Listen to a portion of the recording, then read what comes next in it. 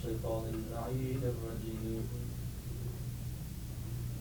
بسم الله الرحمن الرحيم الحمد لله الذي هدانا لهذا وما كنا لنهتدي لولا أن هدانا الله لقد جاءت رسل ربنا بالحق والصلاة والسلام على النبي الأمي العربي المكي المدني العبد المؤيد المصطفى الأمجد المحمود الأحمد أبي القاسم محمد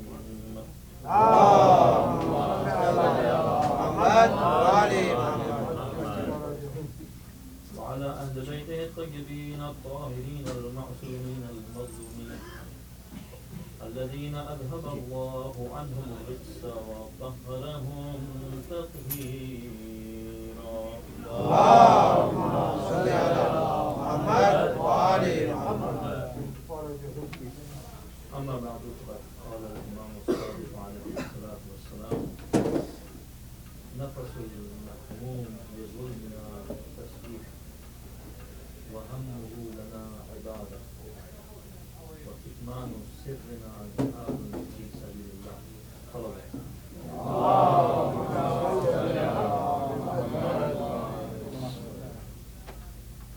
پہلی رات ہے پہلے مہینے کی اسلامی سال جو ہے اور اس میں عشر محرم کی پہلی مجلس ہے اور یہ رات جہاں سال کی ابتدا بھی ہے اور اس کی دعائیں بھی ہیں اسی طرح یہ عزا کی بھی پہلی رات ہے. آپ لوگوں کو آواز میری آ رہی ہے؟ قریب کرو آواز آ رہی ہے تو صلوات پڑھیں.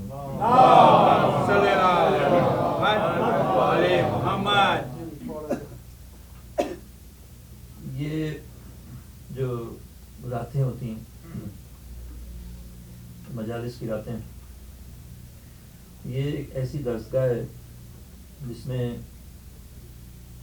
ہمارا دینی تشخص جو ہے وہ بحال ہوتا ہے. ہم اپنے کو مسلمان کہتے ہیں. مسلمان ہونے کا مطلب کیا ہے؟ ظاہر پیغمبر ختمی مرتبت حضرت مصطفیٰ صلی اللہ علیہ وسلم ایک دین لے کر آئے تھے. 72 یا 73 دین تو لے کر نہیں آئے, ایک ہی دین لے کر آئے. وہ ایک دین جو ہے وہ ہم تک پہنچنا چاہیے اگر ہم اپنے آپ کو مسلمان کہتے ہیں, اور اس دین کے عقائد, اخلاق اور احکام ہمارے نزدیک واضح ہونے چاہیے. یعنی دین آپ سے چاہتا ہے کہ آپ کس چیز پر ایمان لائیں, وہ واضح ہونی چاہیے. دین آپ سے چاہتا ہے کہ آپ اس ایمان لانے کے بعد اس پر کچھ عمل کریں, تو کیا عمل کریں وہ معلوم ہونا چاہیے. چنانچہ جو عمل کا نتیجہ, عمل کا جو درجہ ہے, جو ایمان کے بعد آتا ہے, اعتقاد کے بعد آتا ہے, عمل ترتیب کے حساب سے اور اہمیت کے حساب سے بھی. عقائد کے بعد عمل, ایمان کے بعد عمل آتا ہے. تو وہ عمل جو ہے پھر 2 حصوں میں بڑھ جاتا ہے. اخلاق ہیں جو انسانی نفس سے اس کا تعلق ہے, صفات ہیں, اندرونی صفات ہیں. اعمال ہیں جو کہ احکام ہیں, یعنی نماز, روزہ, دوسری چیزیں. ہمیں ان راتوں میں دین کا ایک صحیح تصور ملنا چاہیے تاکہ ہم اپنی زندگی جو ہے اور پورا سال اور پوری زندگی ہم اس پر استوار کر سکیں, اس پر قائم کر سکیں. یہ عمارت ہے جس کو اثر نو ہر سال جو ہے ہم تعمیر کرتے ہیں اپنے ذہنوں میں, اپنے دل میں, اپنے دل و دماغ میں اس کو دوبارہ سے زندہ کرتے ہیں. اور یہ راتیں چونکہ عزا اور سوگ کی راتیں ہیں, عزاداری کی راتیں ہیں, اور اس لیے کچھ سوالات کا لازمی طور پہ جواب دینا ضروری ہے کہ بھئی ہم سوگ کیوں مناتے ہیں اور کیا ہوا تھا جس کی وجہ سے ہم سوگ منائیں گے, اور جو ہوا وہ کیوں ہوا تھا.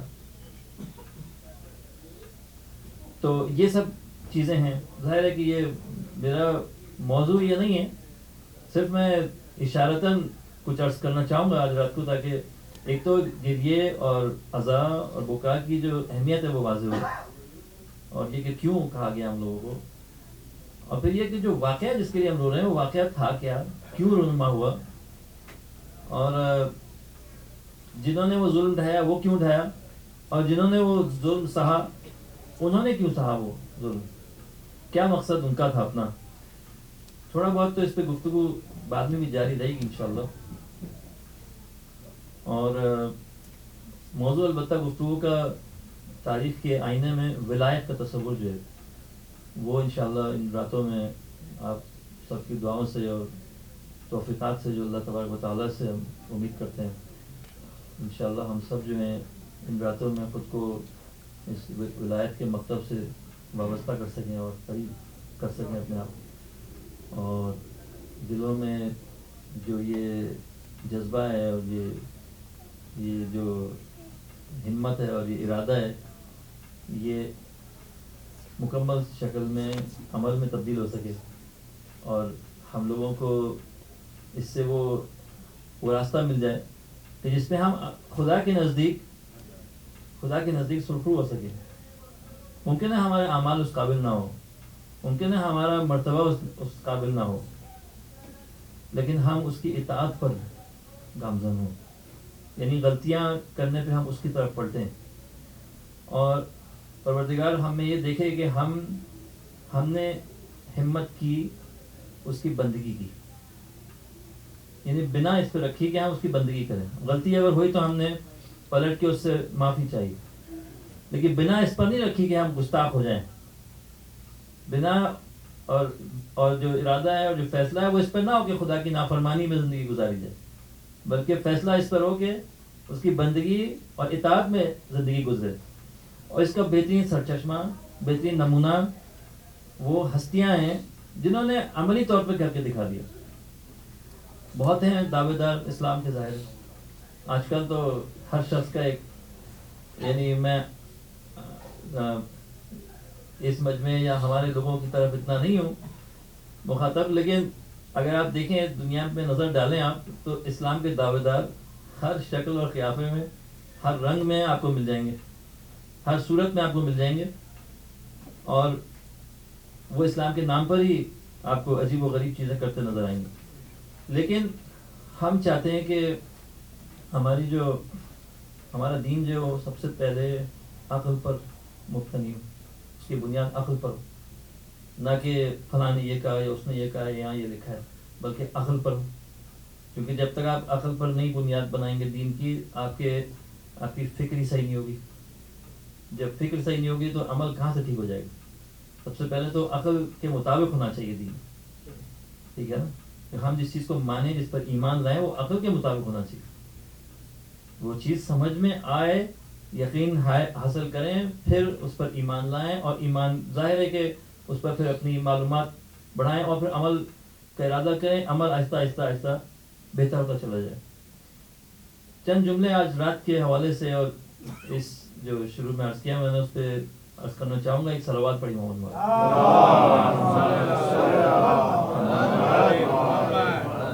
لیکن یہ گریے پر بڑی تاکید ہے. سب سے پہلے تو یہ بڑا اہم ہے.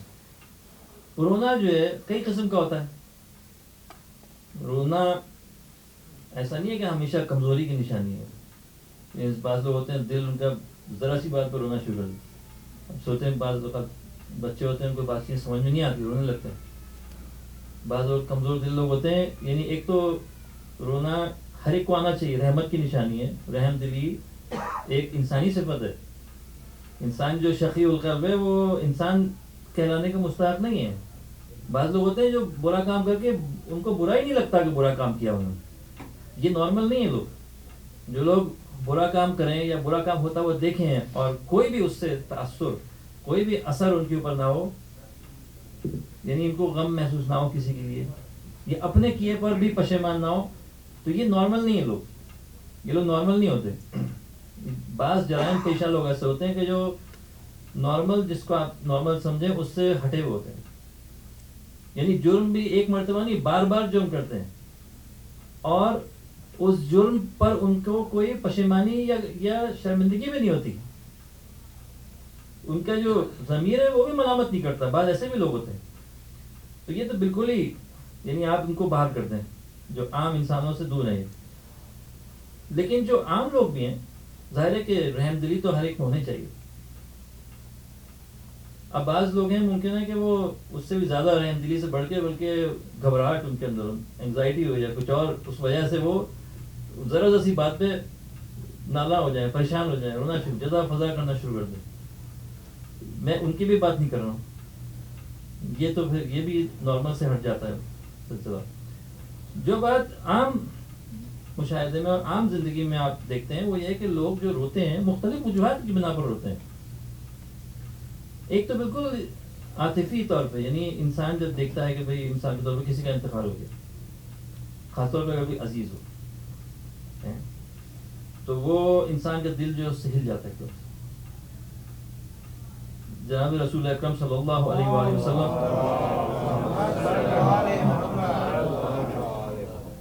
آپ کے فرزند جناب ابراہیم کا انتقال ہوا. تقریباً 1.5 سال کی عمر ہو گئی تھی ان کی، چلنے پھرنے کے قابل ہو گئے تھے اور بولنے لگے تھے. ظاہر ہے بچہ اس عمر کا جو ہے بہت معصوم اور بہت آج کل کے زمانے میں کیوٹ ہوتا ہے، بہت خوبصورت پیارا سا لگتا ہے انسان کو، والد کو، باپ کو یا ماں کو بہت عزیز ہوتا ہے. اب ان کا انتقال ہوا. انتقال ہوا تو حضور جو تھے وہ بے اختیار آپ رونے لگے. تو ایک زوجہ نے کہا کہ آپ روتے ہیں. آپ نے فرمایا یہ رحمت ہے، رونا نہیں ہے، رحمت ہے، رحم کی نشانی ہے. دل انسان کا دکھنا چاہیے، لیکن ہم خدا کے حضور شکایت نہیں کرتے. ہم خدا سے شکایت نہیں کرتے کہ خدا یہ کیوں ہو گیا، روتے ہیں. تو یہ تو بالکل، یہ اب نارمل رینج میں جو گر گیا اس کی بات ہو رہی ہے کہ یہ بالکل نارمل رونا ہے، اور یہ ایک اچھی چیز ہے، پسندیدہ چیز ہے. اور یہ اس کی مثالیں ایک دو نہیں، سینکڑوں شاید مثالیں مل جائیں آپ کو تاریخ میں، اور سینکڑوں نہیں تو کم از کم بہت سی مثالیں آپ کو قرآن میں مل جائیں گی. گریے جو حضرت یعقوب علیہ السلام کا گریا، روئے روئے روئے یہاں تک کہ بینائی چلی گئی، آنکھیں سفید ہو گئی.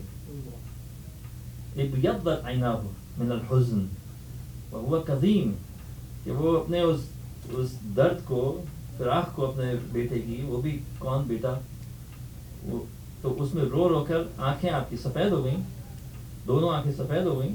اور وہ کظیم یعنی وہ اس غم کو بڑی مشکل سے سہ رہے تھے، تکلیف اٹھا رہے تھے اس غم کی وجہ سے. تو یہ قرآن میں لکھا ہے اور بھی جگہ جگہ لکھا ہے. اور تو یہ ایک چیز ہے. پھر آپ اور اوپر جائیے، رونا آپ کو ملتا ہے کسی کی فضیلت کو دیکھ کے. جب آپ اپنا اس سے موازنہ کرتے ہیں تو آپ کو رونا آ جاتا ہے. مثلا آپ کسی بڑی عظیم شخصیت کا ذکر سنیں، بڑا کمال حاصل کیا. انسان جو ہے نا اپنا کمپیریزن جو ہے نا وہ قدرتی طور پہ کرتا ہے. یعنی آپ مسلسل اپنے آپ کو لوگوں سے کمپیئر کر رہے ہو. ہم مسلسل، آپ سڑک پہ گاڑی بھی چلا رہے ہو تو کمپیریزن ہو رہا ہوتا ہے، فلاں کی گاڑی ایسی ہے، میری گاڑی ایسی. آپ اولاد سے بھی کمپیریزن کرتے ہیں، فلاں کا علم اپنے سے کمپیئر کریں گے، ظاہری چیزوں میں بھی کمپیریزن کریں گے اور اندرونی باطنی چیزوں میں بھی، یعنی جسمانی چیزوں میں بھی اور روحانی چیزوں میں بھی کمپیریزن کر رہے ہوتے ہیں. البتہ کہا گیا ہے کہ جسمانی چیزوں میں جو ہے اپنے سے کمتر سے اپنا مقابلہ کرو، اپنے سے کمتر سے. ٹھیک ہے، آپ دیکھ رہے ہیں فلاں جو ہے وہ مجھ سے زیادہ اچھی گاڑی چلا رہا ہے تو آپ مسلسل اس کی طرف نہ دیکھیں. آپ کو دیکھیں سڑک کے کنارے جو شخص کھڑا ہے بس کے انتظار میں، اس سے اپنا مقابلہ کریں. لیکن فضیلتوں میں اپنے سے برتر سے مقابلہ کریں. تو کیا ہوگا اگر برتر سے مقابلہ کریں گے؟ دیکھیے رونا ممکن دونوں صورتوں میں آ جائے، افسوس اور حزن دونوں صورتوں میں ہو جائے. آپ کسی کی بہتر گاڑی یا کچھ دیکھ کر آپ مقابلہ کریں، آپ کو اس سے بھی افسوس ہوگا. یہ افسوس البتہ اس کے اثرات دوسرے ہیں. اس کی وجہ سے لوگ یعنی افسردہ ہو جاتے ہیں, بعض اوقات اس کی وجہ سے ڈپریشن اور دوسری چیزیں پیدا ہوتی ہیں, انگزائٹی پیدا ہوتی ہے. ٹھیک ہے, مثلا حسرت یا ملال یا دوسری چیزیں وہ ایک منفی صورت میں ہوتی ہیں. ایک آدمی اس دوڑ میں لگا ہوا ہے کہ میں جو ہوں ایسا گھر خرید لوں, ایسی گاڑی خرید لوں, ٹھیک ہے, ایسا ہمسر ہو میرا, بیوی یا شوہر ایسا مل جائے, اس کی تلاش میں لگے ہوئے. یہ چیزیں ایک قسم کی. اب اگر نہیں ملے, مثلا یہ کہ وہ چیز نہ ملے, تو آپ دیکھیں گے بہت لوگوں کو اس پریشانی میں, اس اضطراب میں, اضطراب کہتے ہیں انگزائٹی کو, اور افسردگی کہتے ہیں ڈپریشن کو, اسی میں گرفتار رہتے ہیں. دوسری طرف آپ اگر اپنے سے زیادہ بافضیلت شخص سے مقابلہ کریں, آپ نے گریجویٹ ڈگری لے لی, آپ نے پی ایچ ڈی لے لی, ڈاکٹرل ڈگری لے لی آپ نے, یا آپ کسی اور اہم منصب پہ آ گئے, ٹھیک ہے, شکر ادا کریں خدا کا, اس نے آپ کو یہ ہمت دی, اتنا کامیابی دی. نہیں اب آپ کہتے ہیں کہ فلاں جو ہو, تو شکر جو ہے مادی چیزوں پہ ہونا چاہیے جو آپ کو ہے. روحانی, علمی, دینی چیزیں جو ہیں, انسانی جو فضائل ہیں, اس میں آپ قناعت نہ کریں, اس میں سے اپنے سے برتر کو دیکھ کر طلب کریں کہ وہ فضیلت آپ کو مل جائے. بھئی جناب حور رضوان اللہ علیہ, جنہوں نے مثلا اس وقت امام حسین علیہ السلام کا آمنا سامنا ہوا, اور اس وقت انہوں نے امام علیہ السلام کے مقام کو, ان کی فضیلت کو دیکھ کے اپنا ان سے موازنہ کیا. موازنہ کیا ہوگا جبھی تو اتنا سوچ کر آپ نے فیصلہ اپنا بدلا, ٹھیک ہے, اور اس طرف آ گئے. بڑی بڑی ہمت کی بات ہے. تو آپ نے رش کیا ہوگا, ایک قسم کا پازیٹیو رش کیا ہوگا, آپ نے دیکھا ہوگا یہ کتنا مقام ہے. اسی طرح دوسرے جو اصحاب تھے امام کے, ہمارے علماء, ہمارے مومنین جو ہمارے بزرگ علماء کی طرف دیکھتے ہیں, بڑی شخصیتوں کی طرف دیکھتے ہیں, پھر ائمہ کی طرف دیکھتے ہیں, انبیاء کی طرف دیکھتے ہیں, مسلسل کیا کر رہے ہوتے ہیں, موازنہ کر رہے ہوتے ہیں. ان راتوں میں جب آپ حاضری دیتے ہیں اپنی, آپ آتے ہیں یہاں پہ اور آپ امام کا ذکر سنتے ہیں, اور ان کے قیام کا حال جو سنتے ہیں, ان کی قربانیاں اور ان کی جو اقوال ہیں وہ سنتے ہیں آپ, ٹھیک ہے. میں تو اس طرح کہوں گا کہ میں اپنے جب اعمال کو اور ان کے اعمال کو دیکھتا ہوں تو مجھے تو اپنے اوپر لگتا ہے کہ میں نے کچھ کیا ہی نہیں, اور نہ میری باتوں میں نہ میرے عمل میں کوئی ایسی چیز نہیں جو ان سے میں اس سے کوئی بھی واسطہ ہو. شاید تھوڑا سا اگر انہی کے اقوال میری زبان سے جاری ہو جائیں تو وہ ان کا صدقہ ہے. تو یہ بھی ایک قسم کا انسان کے اندر ایک رشک ہے, اور ممکن ہے کہ انسان جب اپنے اوپر نظر ڈالے, مقابلہ کرے ان ہستیوں سے, تو اس کو رونا آ جائے, انسان کو رونا آ جائے, کیوں میں ایسا ہوں, کیوں امام حسین ایسے تھے اور میں ان کا ماننے والا ہوں, میں ایسا ہوں. آپ شہداء کربلا سے اپنا مقابلہ کریں, اور جب آپ ان کے واقعات کو سنیں, ظاہر ہے ایک طرف تو عاطفی اور انسانی طور پہ دل آپ کا ٹوٹے گا, اور گریہ جو وہ ایک قدرتی طور پہ آ جائے گا. حالانکہ فرمایا کہ اگر کوئی ہمارا ذکر سنے اور اس کی آنکھوں میں گویا مچھر کے بال جتنا بھی اشک ظاہر ہو جائے, نمودار ہو جائے, ٹھیک ہے, تو یہ اس کے لیے پروانہ نجات ہے, یہ اس کے لیے جواز ہے صراط پر سے گزرنے کا, یہ اس کی نجات کا سامان ہے, سعادت ہے اس کے لیے. اس حد تک بھی یہ فرمایا. لیکن یہ کہ آپ جو گریہ کر رہے ہیں, آپ کے لیے ہمارے چھٹے امام سے شروع میں حدیث میں نے پڑھی, نفس المحموم لظلم نہ تسبیح. نفس المحموم جو ہے سانس ہے, نفس کہتے ہیں عربی میں سانس کو, محموم کہتے ہیں غمزدہ شخص کو, غمگین شخص کو. اس کی جو سانس ہے وہ تسبیح خدا ہے. نفس المحموم لظلمنا, کس چیز پر؟ غم. ہمارے اوپر جو ستم ڈھائے گئے اس پر کوئی شخص اگر غم زدہ ایک سانس لے لے یہ تسبیح خدا شمار کی جائے گی. صلوات پر محمد علیہ محمد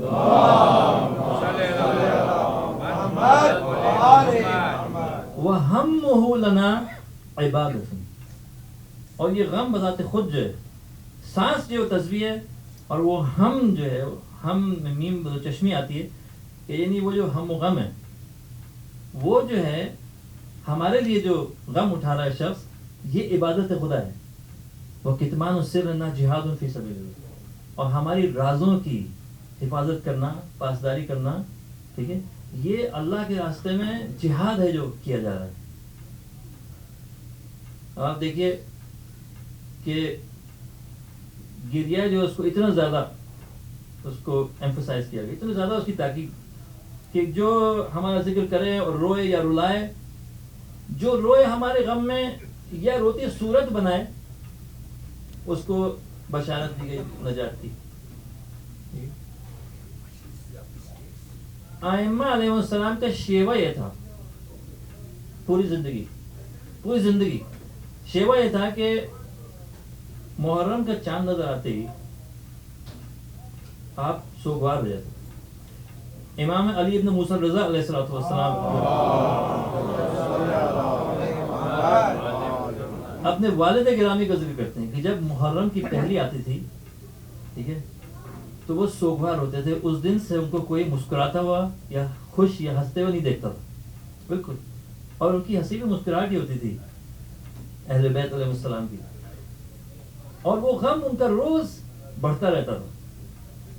یہ جو کیفیت تھی حزن کی، یہ عزادار ہو جاتے تھے، اور یہ سوگواری روز بڑھتی رہتی تھی. یہاں تک کہ جب عاشور کا دن آتا تھا، ٹھیک ہے، تو بلک بلک کے رو رہے ہوتے تھے، گویا کوئی بہت عزیز. اس سے بھی بڑھ کر یہ کیا بات ہے کہ اتنے دن گزرنے کی، اور کیوں امام اپنے باپ کا فرما رہے ہیں. ان کے والد گرامی 3-4 سال کی عمر میں موجود تھے کربلا میں.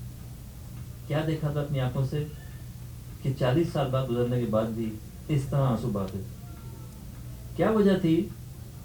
کیا دیکھا تھا؟ کیسی پیاس دیکھی تھی کربلا میں کہ امام سجاد علیہ السلام 30 سال بعد بھی پانی کو دیکھتے ہی زارو قطار رونا شروع کر دیتے. کیا بیتی تھی اہل بیت پر، کیا بیتی تھی ان بچوں پر، اس خاندان پر، ان کے اصحاب پر، ان جانثاروں پر کیا گزری تھی کہ اتنے سال گزرنے کے بعد بھی اتنی تاکید عزاداری پر، اتنی تاکید آنسو بہانے پر. ایک ایک قدم اٹھانے کو کہا عمرہ اور حج کا ثواب ہے. کہا گیا کہ جو چاہے سرور شہیدان کو سلام کہنا، نزدیک سے یا دور سے، بس یہ کہتے صلی اللہ علیہ یا ابا عبداللہ 3 مرتبہ. صلی اللہ علیہ یا ابا عبداللہ، صلی اللہ علیہ یا ابا عبداللہ. اور وہ جہاں بھی ہوگا فرشتے اس کا سلام پہنچا دیں گے، اور امام خود سنیں گے سلام. فرشتوں کی بھی کیا، امام تو حاضر ناظر ہیں ہر طرف. تو یہ جو رونا ہے، اس کو ایک فریضے کے طور پہ ہمیں سکھایا گیا. صرف یہ نہیں ہے کہ رونا جو اس کو آپ جائز ہونا ثابت کریں اس کا. بعض لوگ ہیں اس پہ اعتراض کرتے ہیں کہ بھئی آپ لوگ کیوں روتے کیوں ہیں، اور ہم اس میں سمجھانے کی کوشش کرتے ہیں کہ اس لیے جائز ضرورت نہیں. ہمیں تو تاکید کی گئی فریضے کے طور پہ آپ کو رونا ہے. میں کہا گیا کہ آپ اگر حق کے ماننے والے ہیں تو اس واقعے کا سن کر آپ پر رونا فرض ہے. کیوں؟ اس لیے کہ یہ فضیلتوں کا گریہ ہے، صرف رحمدلی کا گریہ نہیں ہے. یہ وہ گریہ ہے جس میں آپ اس مقام تک اپنے ذہن کو پہنچانا چاہ رہے ہیں، اپنے دل کو پہنچانا چاہ رہے ہیں جہاں سے، جس مقام سے شہیدوں کا گزر ہوا تھا. آپ گویا روحانی طور پر امام علی مقام کے زائر بننا چاہ رہے ہیں. زائر ہونا یعنی ملاقات کرنا چاہ رہے ہیں ان سے. آپ یعنی اپنے کلام سے، اپنے دل سے، اپنے خلیے سے، اپنے اعمال سے، اپنی آہوں سے، اپنی سسکیوں سے آپ امام کی صحبت پہ آ کے بیٹھ گئے. آپ یہ نہ سمجھیں آپ فلاں ملک کے فلاں شہر میں بیٹھے ہوئے، آپ اس وقت کربلا کے زائر ہیں. اور امام عالی مقام کے حضور بیٹھے ہیں اور ان کی آپ پر نظر ہے. جو کام آپ کر رہے ہیں وہ کوئی معمولی کام نہیں ہے. یہ وہ چیز ہے جو آپ کو عروج اور آپ کو پرواز دے رہی ہے. پرواز دے رہی ہے آپ کو. نجات تو خیر قطعی ہے اس سے. جو شخص یعنی ہمت کر لے. دیکھیے خالی رونے سے نہیں گناہ بخشے جاتے. رونا ان فضیلتوں کا احساس کر کے نجات کا سامان ہے. آپ ظاہر ہے کہ آپ کسی بھی شخص پہ رو سکتے. کوئی مر گیا, کسی پہ آفت آ گئی, آپ لیکن یہاں آپ خالی اس وجہ سے نہیں رو رہے ہیں کہ کسی شخص پہ کچھ گزر گئی. حالانکہ وہ بھی اچھا ہے, وہ بھی اچھا ہے, اس میں بھی تربیت ہے انسان کی. لیکن یہ بات کہ آپ دیکھیں کہ فرزند رسول وہ جن کو پیغمبر اسلام اپنے دوش پر سوار کرتے تھے, وہ جن کو زمین پر چلتا دیکھ نہیں پاتے تھے, اٹھ کے گود میں لے لیتے تھے اپنے, اور ایسے جملے ارشاد فرماتے تھے کہ جو آپ تصور نہیں کر سکتے کسی اور کے سلسلے میں حضرت نے فرمایا ہو. فرماتے اے علی تمہارے یہ دو بیٹے جو ہیں گویا میں خود پر قابو نہیں رکھتا ان کے مقابلے میں. میں جب ان کو دیکھتا ہوں تو میرا دل بے قرار ہو جاتا ہے. یہ کیفیت یاد فرماتے. دیکھیے یہ رونا چنانچہ ایک فضیلت ہے, رونا ایک فریضہ ہے, اور یہ عزاداری جو ہے یہ معرفت کا نتیجہ ہے. آپ جب دیکھتے ہیں, آپ دیکھیے آپ سب کچھ اس محفل میں ان مجالس میں دنیا بھر میں جو چاہنے والے ہیں اہل بیت وہ ان مجلسوں سے سب کچھ سیکھتے ہیں. دنیا میں رہنے کے بھی آداب سیکھتے ہیں, ٹھیک ہے, آخرت کا بھی سیکھتے ہیں, اور خدا شناسی بھی حاصل کرتے ہیں, پیغمبر شناسی بھی حاصل کرتے ہیں, اور امام شناسی بھی حاصل کرتے ہیں. صلوات پڑھیں.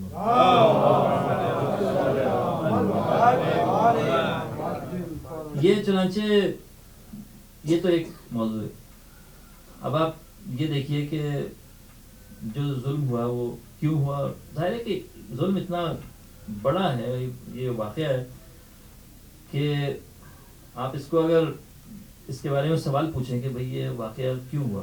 مثلا بنی امیہ اور خاص طور پہ یزید لعنت اللہ علیہ کو کیا دشمنی تھی, کیا تھا امام حسین علیہ السلام سے, کیوں یہ اس قدر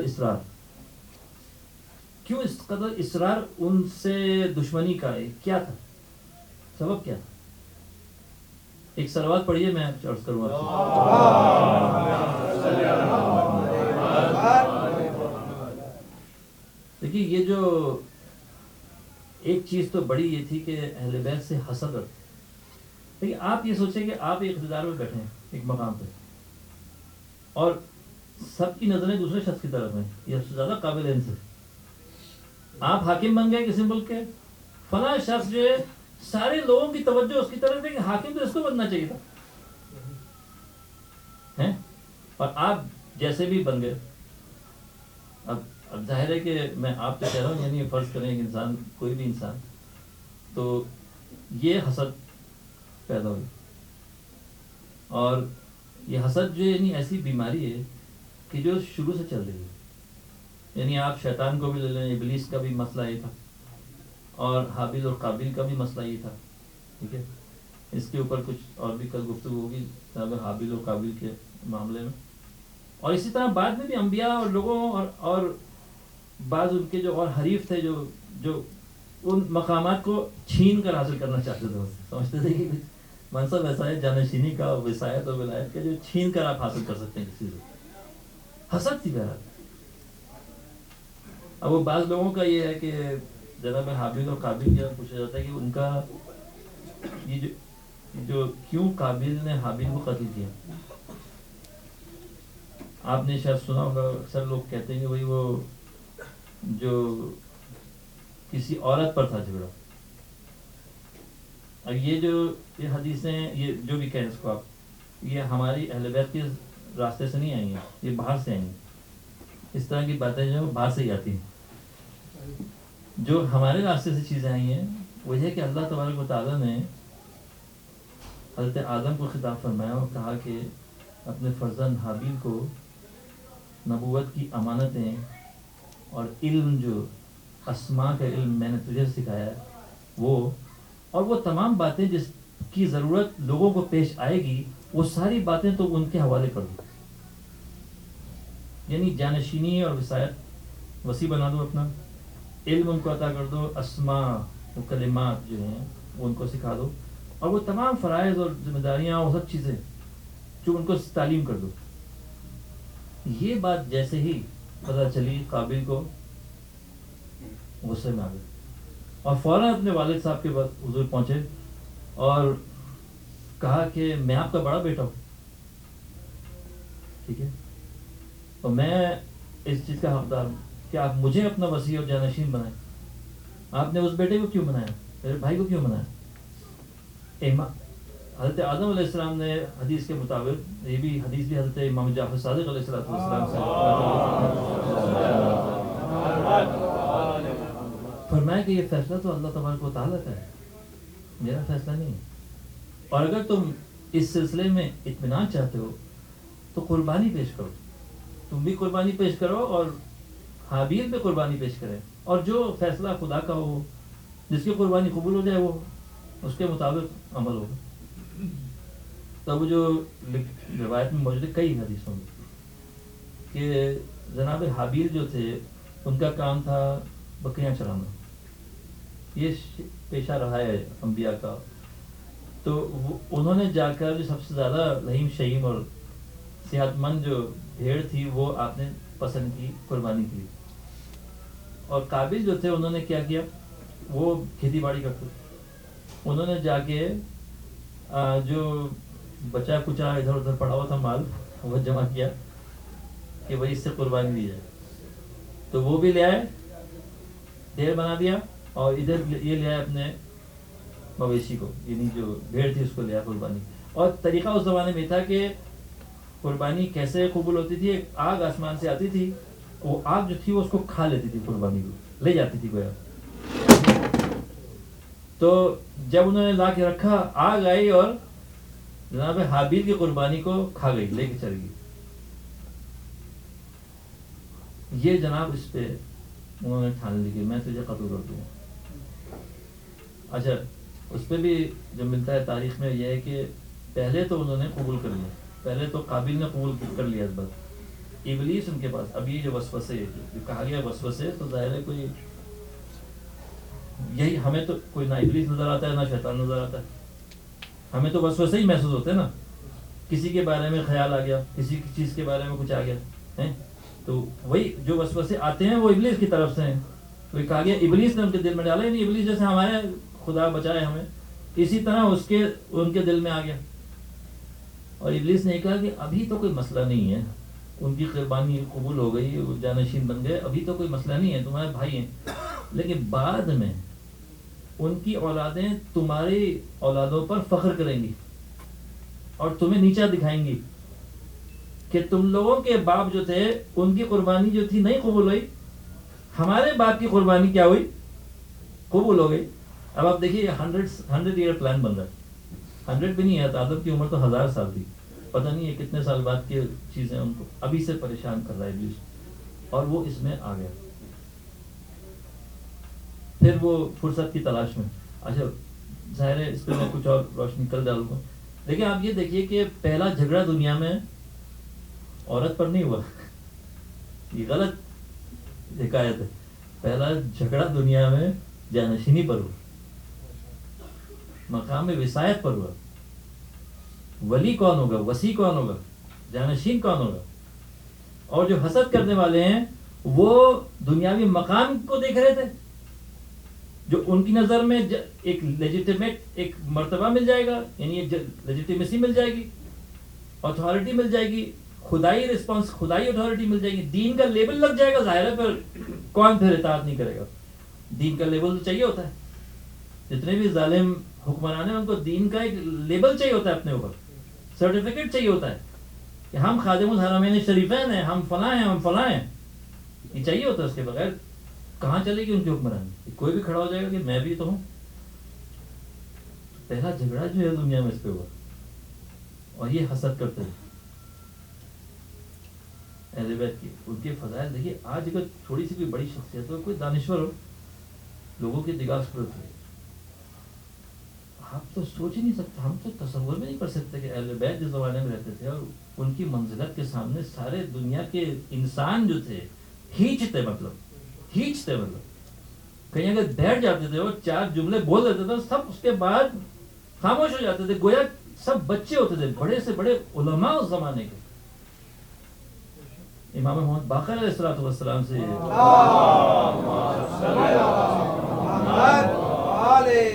ہے کہ جب امام گفتگو فرماتے اس زمانے کے جید و اکابر علماء تھے مختلف فنون اور علوم کے, سامنے ایسے بیٹھتے تھے زانو خم کر کے, گویا طفل مکتب ہے, مبتدی ہیں ابھی, گویا آج پہلا درس ہو رہا ہے کا, ایسے استاد کے سامنے بیٹھے اس طرح سے. اور آتے حلیے میں نہیں تھے, آتے تھے سوچ کر کہ کچھ ان سے بات کریں گے, اور جب بیٹھتے تھے سامنے یہ حال. کتنا وقت ہے میرے پاس؟ 10 منٹ. جی صلوات پڑھی محمد.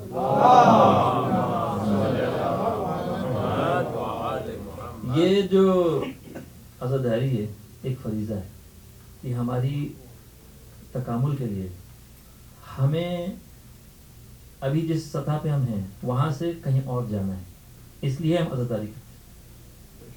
اگر ہم جمود اختیار کر جائیں تو عزاداری نہیں کریں گے. عزاداری ان لوگوں کے لیے نہیں ہے جو جمود کا شکار ہے, یہ ان لوگوں کے لیے جو متحرک ہیں, یہ ان لوگوں کے لیے جو ایک تحریک کا حصہ ہیں, ایک انقلاب کا حصہ ہیں. یہ ایسے لوگ ہیں جو یعنی پرواز کرنا چاہتے ہیں. جو لوگ اپنی جگہ کھڑے رہنا چاہتے ہیں ان کے لیے نہیں ہے, یا جو لوگ واپس جانا چاہتے ہیں ان کے لیے بھی نہیں ہے. یہ لوگ جو آگے بڑھنا چاہتے ہیں ان کے لیے. کربلا والے, یہ میرے پاس الفاظ نہیں ہے, میں یہاں ضرور بیٹھا ہوں لیکن, اور یہ رات بھی پہلی رات ہے, اپنے آپ کو اتنا عاجز محسوس کر رہا ہوں. یعنی ان ہستیوں کے حضور یہ ممبر جس لیے لگایا گیا ہے اور یہ پاک جو دل ہیں آپ لوگ لے کر آئے ہیں یہاں پہ, میں واقعی اپنے آپ کو بڑا عاجز محسوس کرتا ہوں. میں کیسے ان ہستیوں کا ذکر کر سکتا ہوں؟ یعنی ایسی ہستیاں کہ جن کے سلسلے میں ہمارے 8ویں امام اپنے اصحاب سے فرماتے تھے کہ ان سے اپنا مقابلہ نہ کرو, شہداء کربلا سے مقابلہ نہ کرو. تم میں سے کون ہے حبیب جیسا؟ تم میں سے کون ہے مسلم ابن اوسجہ جیسا؟ میں ان کی آنکھوں کی چمک تمہارے اندر نہیں دیکھ رہا. 8ویں امام سے جب لوگوں نے آگے کہا کہ ہم جہاد کے لیے تیار ہیں, آپ حکم دیں. آج تو آپ کے ماننے والے بہت ہیں, اس وقت تو 100-150 سے زیادہ نہیں تھے. آج آپ کے عراق میں, ایران میں, حجاز میں اتنے آپ کے چاہنے والے ہیں, آپ حکم جہاد کیوں نہیں دیتے؟ اور پھر کہا کہ سید الشہداء کے ساتھ بھی تو بہت تھوڑے سے اصحاب تھے. سید الشہداء کے اصحاب کا نام سننا تھا, امام نے فرمایا تم شہداء کربلا کی بات کرتے ہو. میں تمہاری آنکھوں میں حبیب کی روشنی نہیں دیکھتا, میں مسلم ابن اوسجہ کا کردار تمہارے اندر نہیں دیکھتا. پہلی رات محرم کی, عزادار جمع ہوئے, کس کے عزادار؟ ارے کیا ہو رہا ہے آج کی رات مدینہ میں؟ معاویہ کی موت پر یزید نے پہلا جو قدم اٹھا, ایک خط لکھا اس نے ولید ابن عتبہ کہ ایک عام پیغام تھا کہ جب سب کو پڑھ کے سنانا بیعت کے لیے, اور اس کے ساتھ ایک چھوٹی سی پرچی تھی اور اس پہ لکھا تھا کہ بیعت طلب کرو حسین ابن علی سے, اور اگر بیعت نہ کریں سر کاٹ کر مجھے بھیجو. جو پیغام تھا, جو عمومی پیغام تھا, ولید نے اس رات امام کو طلب فرمایا. امام حرم میں رسول میں تھے, اور یہ جیسے ہی ایلچی پہنچا, امام علیہ السلام نے گھر کا رخ کیا, وہاں سے 30 جانثاروں کو ساتھ لے کر, جناب عباس کو لے کر اور اکبر کو لے کر آپ دربار کی طرف روانہ ہوئے. گھر والوں سے بھی ذکر فرما دیا. جب وہاں پہنچے آپ نے فرمایا تم لوگ باہر انتظار کرو, اگر میری آواز بلند ہو تو تم لوگ اندر چلے آنا. اس نے خبر سنائی موت کی, طاغیہ کی موت کی خبر سنائی امام نے, انا للہ و انا الیہ راجعون کا, اور یہ کلمہ استرجاع ایک مصیبت کی علامت ہے. جو کہ امت پر آئی اور مسلسل آ رہی ہے. اس وقت اس شخص نے کہا کہ مجھے یہ پیغام بھیجا گیا ہے اور آپ سے بیعت کا. امام نے فرمایا کہ ہم سے مخفیانہ خفیہ طور پر بیعت لینا تو تمہیں گوارا نہیں ہوگا, راضی نہیں ہوگے اس پہ, ہم سے تو تم اعلان بیعت لینا چاہو گے. اس نے کہا یقیناً. کہا پھر تم بھی صبح کرو, ہم بھی صبح کرتے ہیں, پھر دیکھتے ہیں. اس پر وہ خاموش ہو گیا. امام تشریف لاتے تھے, باہر کی مروان نے آواز بلند کی کہ اے ولید, اگر حسین اس وقت اس دربار سے باہر چلے گئے تو کبھی تمہارے ہاتھ نہیں آئیں گے اور بڑا مارکا اور بڑا خون بہے گا. تم ابھی ان سے بیعت لے لو ورنہ ان کا سر کاٹ کر بھیج دو. امام علیہ السلام کو جلال آ گیا. تو ہم سے بیعت لے گا, تو ہم پر زبردستی کرے گا, یا یہ والی ہم پر زبردستی کرے گا؟ امام نے رخ کیا ولید کا, اے ولید, ہم اہل بیت نبوت ہیں, ہم خزانہ ہیں رسالت کا, ہم علم الہی کا سرچشمہ ہیں, وسیلہ ہیں, ذریعہ ہیں. ہمارے گھروں میں ملائکہ کا گزر ہوتا ہے. اور یزید کون ہے؟ وہ فاسق و فاجر شخص ہے جو معصوم لوگوں کا خون بہاتا ہے اور فسق و فجور اعلانیہ طور پر کرتا ہے, اور مجھ جیسا یزید جیسے کی بیعت نہیں کر سکتا. مثلی لا یبایع مثلہ, ہمیشہ کے لیے کلیہ دے دیا کہ حسین جیسا, اور حسین کا ماننے والا کبھی بھی یزید جیسے کی, یزید کے ماننے والے کی کبھی اطاعت نہیں کرے گا. یہ سن کر بھاگ, جیسی آپ کی آواز بلند ہوئی, حضرت عباس اندر چلے آئے, دروازے سے اندر چلے آئے, علی اکبر اندر چلے آئے, بابا کے گرد حلقہ بنا دیا اور آپ کو لے کر واپس تشریف لائے گھر کی طرف. امام علیہ السلام اس رات آرام آرام سے قدم اٹھاتے ہوئے اپنے جد کے مزار پر پھر سے گئے. قبر پر سر رکھ دیا آپ نے, روتے رہے رات بھر وہاں پہ. ایک دن اور حضرت نے شہر مدینہ میں گزارا اسی طرح سے. دوسری رات آئی, امام علیہ السلام پھر روضہ رسول تشریف لے گئے. قبر رسول پر جب پہنچے آپ نے پھر اپنا سر رکھا. آج کی رات یہ وہ رات تھی کہ جس پر جب آپ نے گویا اپنے کو آغوش رسول میں محسوس کیا. آپ نے دیکھا کہ حضور اکرم ملائکہ اور انبیاء کے حلقے میں اتر کر زمین کی طرف تشریف لا رہے ہیں, اور حسین نے دیکھا کہ رسول نے, نانا نے ان کو اپنے آغوش میں لے لیا ہے. بس یہ محسوس کرنا تھا. نانا کے حضور عرض کی, نانا حسین کو اپنے ساتھ لے جائے, اب حسین کو دنیا نہیں چاہیے, اب مجھے واپس نہیں جانا اس دنیا میں, آپ مجھے اپنے ساتھ لے جائیں.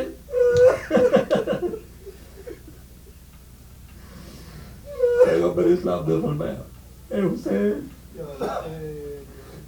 حسین, خدا نے تیرے لیے ایک بہت خاص مرتبہ مخصوص کیا ہے, رکھ چھوڑا ہے کہ جس تک تو پہنچ نہیں سکتا, جب تک تو اپنی جان نہ دے دے, جب تک تو اپنا خون نہ بہا دے, جب تک تو مقام شہادت حاصل نہ کرے.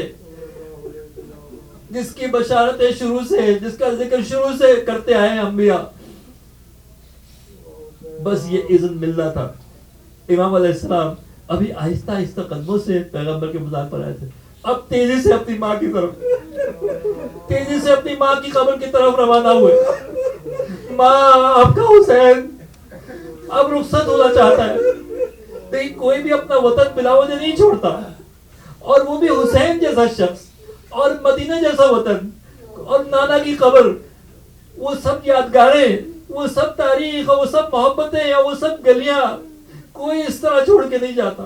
اور جب حسین کو مدینہ چھوڑنا پڑ جائے, یقیناً بڑی آفت آئی ہوگی, بڑی مصیبت ہوگی.